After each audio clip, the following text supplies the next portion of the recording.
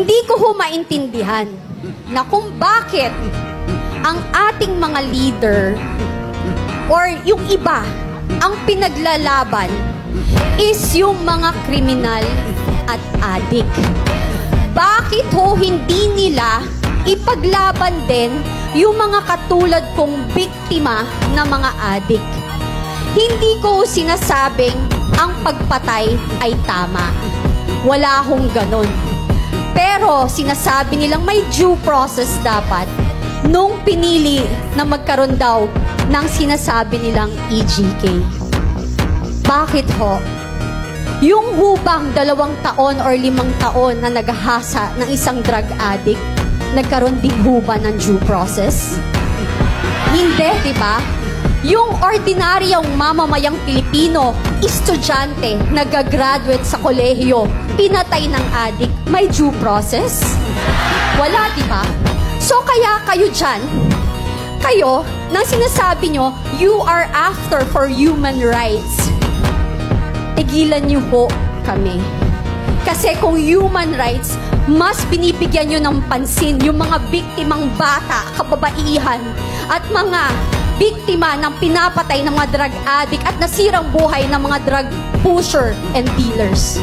Hindi nanginginig ako kasi pag kayo, alam nyo, kapag kayo po ay biktima, hindi nyo alam saan nanggagaling yung galit. Kasi hindi ko maintindihan bakit mas binibigyan ng pansin nila ang mga kriminal. Eto po yan. Nung naging addict po kayo, yung pamilya nyo, kamag-anak nyo, choice nila yan. Yung nagbenta sila ng droga, choice nila yan. Yung naging drug lords and drug dealers sila, choice din nila yan. Pero yung mga naging biktima ng mga yan, ng drug dealers, ng drug addicts, saka drug pushers, hindi ho nila choice na maging biktima. So please, tigilan nyo kami. If you want, pag-usapan natin ng human rights, mas ipaglaban nyo ang 2 taong ginahasa, 5 taong ginahasa, lolang ginahasa, ang pinatay na mawalang kamalay-malay. Yun ang ipaglaban nyo. Yun ang masakit. Kasi pinaglalaban nyo kriminal. Pinaglalaban nyo mga walang kwenta. I'm sorry, hindi ako sorry, not sorry. Kasi napaka-peke. This is not about human rights.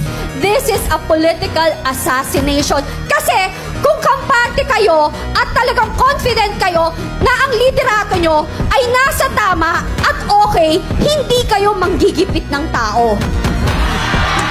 Alam nyo, ang naaayon na mabuting leader ay hindi magkukos ng gulo. Ang leader na talagang ang malasakit sa mamamayang Pilipino ay hindi magbibigay ng pasakit. Yun lang po. Maraming salamat.